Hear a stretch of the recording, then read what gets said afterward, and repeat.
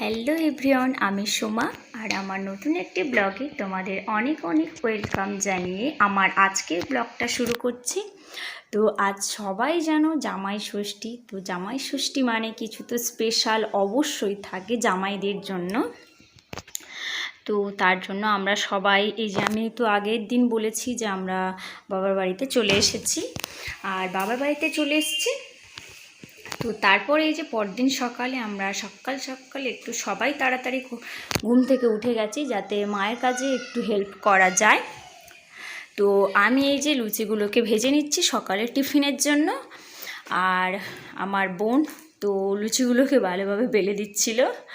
আর তারপর তোমরা নিশ্চয়ই দেখেছো আমার মা দইটা ওটা নিজে হাতে মানে বাড়িতেই পেতেছে তো আমাদের জন্য। তো জামাই ষষ্ঠীর দুপুরে খাওয়া দাওয়া করা হবে বলে তো সেই দইটাকে দেখাচ্ছিলাম তোমাদেরকে। তো আমাদের সকালের টিফিন হয়ে মানে রেডি করা হয়ে গেছে টিফিনটা। তো কি কি খাওয়া দাওয়া হবে, তারপর এই যে ও লুচিগুলোকে বেলে দেওয়ার পরে এখন এসেছে ওর বাচ্চাটাকে খাওয়াতে। তো প্রচুর কান্না করছিল, অতক্ষণ থাকতে চাচ্ছিল না। ও যখন আমাকে একটু হেল্প করছিল, কিন্তু উপায় নেই, তো হেল্প তো করতেই হবে। তো আর এদিকে মা তো করতে পারছে না, কেননা মা এদিকে জামাই ষষ্ঠীর যা যা জোগাড় করতে হয় তো সেগুলোই করছিল। তো সকাল সকাল ফোঁটাটা দিয়ে নেবে বলেই, কেননা আমরা সবাই অনেক তাড়াতাড়ি উঠে গেছি। আর মা বাবা ওদের যে গিফটগুলো দিয়েছে তো সেগুলো আমি তোমাদেরকে দেখাই, যে মা বাবা ওদের যে জামা কাপড়টা জামাইদেরকে দিতে হয়।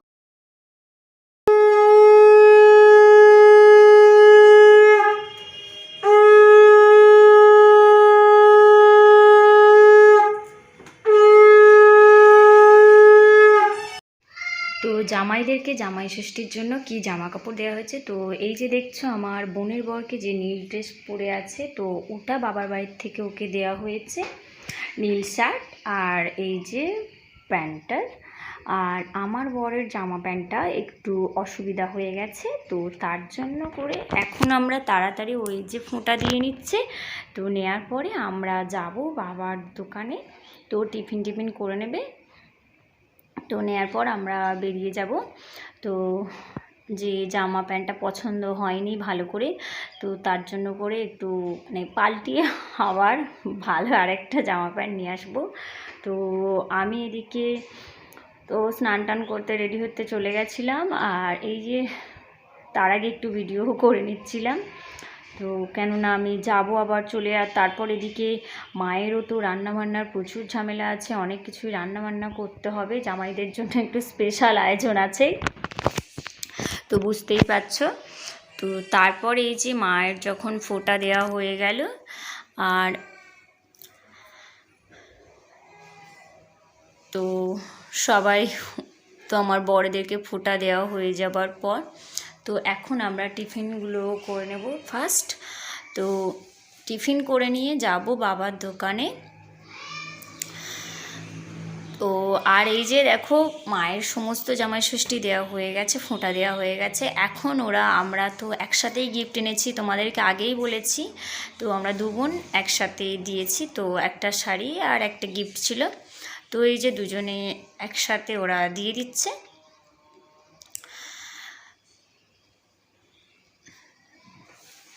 তো তারপর এই যে গিফট দেওয়া হয়ে গেছে আর একটু ফটো তোলা হচ্ছিল। তো তারপর ওরা এখানে মিষ্টি মুখ ফল তো সব কিছুই তো একটু ছবি তোলার জন্যই করা হচ্ছিল, আর খাওয়া দাওয়া হয়েছিল, আমরাও তার সাথে খাওয়া দাওয়া করেছিলাম। আর তারপর এখানে এই যে দেখছো বয়স্ক মানুষটি, উনি আমার দাদু, তো মামা বাড়ির দাদু, মায়ের বাবা। তো উনি এসেছে হঠাৎ করেই, মানে মা বলেছিল যে আসতে জামাই ষষ্ঠীর জন্য, তো তারপর উনি চলে এসছে।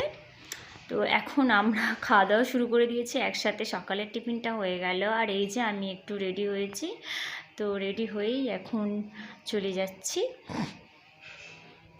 তো এখন যাব বাবার বাড়িতে। তো গাড়িতেই মানে আমাদের এই যে জামাই ষষ্ঠীটা যেদিন পড়েছে মানে বুধবারে পড়েছে, তো আমাদের বারাসাত, তো তারপর মাঝে পড়বে রাস্তা গোড়েরহাট, আর গোড়েরহাটে পড়ার পরেই পড়বে জীবন মণ্ডলের হাট। তো সেখানেই বাবার দোকানটা। আর যে গোড়েরহাটে রাস্তা দিয়ে যাব, তো বুধবার মানে মারাত্মক ভিড়, এমনকি আমি ক্যামেরাটা বের করতেই পারিনি। এত ভিড়, কেননা এখন ঈদের সময় চলে এসছে, তো তার জন্য মানে ওই গরুর হাটটা হলো গরু মোষের হাট, তো তার জন্য ওখানে প্রচুর গরু মোষ আসে, আর আমি পুরোটাই তোমাদেরকে দেখাতে পারিনি। আর এই যে দেখছো শার্টটা, এটা আমার বরকে পছন্দ করে নেওয়া হয়েছে। তো ওই গরুর হাটের জন্য তো কিচ্ছু নিয়ে মানে দেখাতে পারিনি, এত ভিড়। এমনকি আমরা রাস্তাও মানে মেন যে রোড, সেই রোড দিয়ে যেতেও পারিনি, খুবই অসুবিধা হয়েছিল, আর খুব খারাপভাবে গেছি বলতেই পারো। তো গ্রামের ভিতরে খুব সরু রাস্তা, ইটের রাস্তা, তো সেখান দিয়ে মানে প্রচুর অনেকটা সময় পার করে যেতেও আবার বাড়ি ফিরে আসতেও হয়েছে। তো আমার বরের শার্টটা ওখানেই চেঞ্জ করে নিয়েছি, দেখছো কালারটা কেমন হয়েছে তোমরা অবশ্যই কমেন্টে জানিও। তো ওখানে চেঞ্জ করে নিয়েছিল।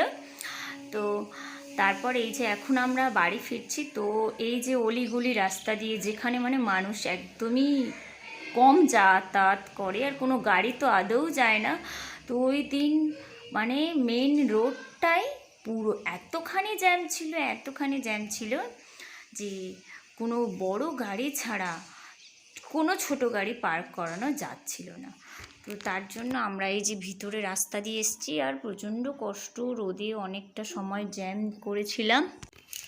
তো তারপর এই যে আমরা বাড়ি ফিরে এসেছি, আর এসেই দেখলাম যে মাও রান্না করছিল, আর আমার বোন করছিল চিংড়ি মাছের মালাইকারিটা, আর আমি এসে এই যে একটু রেস্ট নিয়েছি, নেওয়ার পরেই তো আমি একটু দই কাতলাটা বানিয়েছিলাম, আর বোন করেছিল মালাইকারি, আর মা যাবতীয় যা কিছু রান্নাবান্না মাংস টাংস থেকে আরম্ভ করে সব কিছুই মা তৈরি করেছিল। আর এদিকে এই যে দেখো ওদের খাবার সব কিছু দেওয়া হয়েছে, তো সুন্দর করে গুছিয়ে দেওয়ার চেষ্টা করেছি যেমনটা পারা হয়েছে। তো এই যে অনেক মানে যতটুকুনি সাধ্য পেরেছি ততটুকুনি আইটেম করা হয়েছে। তো কেমন হয়েছে তোমরা অবশ্যই কমেন্টে জানিও। আর এই যে এখন আমাদের বরেরা তো খেতে বসে যাবে, তো এই যে সুন্দর করে একটু ডেকোরেশন করে সাজিয়ে দেওয়া হয়েছে। তো কেমন হয়েছে তোমরা অবশ্যই কমেন্টে জানিও। আর এখন চলো আমরাও খাওয়া দাওয়া করে নেব। তো এখন এই যে ওরা খেতে বসে গেছে, আর বাইরে প্রচণ্ড রোদ, তার জন্য ছবিটা একটু কালোই এসেছে। তো এখন আগে ওদেরকে দিয়ে দিয়েছি, তারপর আমরা খেতে বসবো। তো আমার ভিডিওটা আজকে এখানেই শেষ করছি, দেখা হবে পরের ব্লগে। তো সবাই সুস্থ থাকবে, ভালো থাকবে।